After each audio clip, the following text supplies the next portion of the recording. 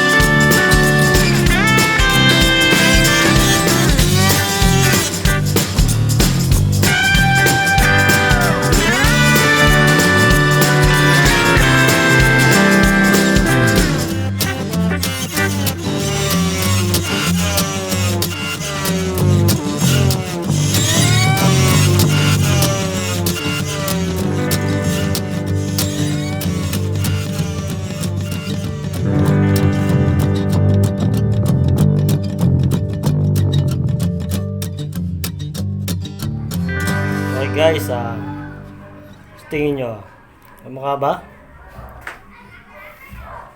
Pwede na. Okay. Hindi ko masyadong pinerfect. Ito yung original na pinarin ko, galing sa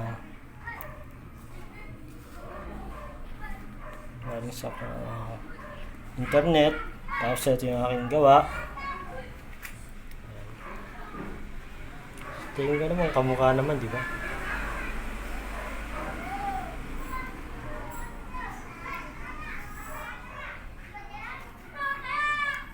Thanks for watching, guys.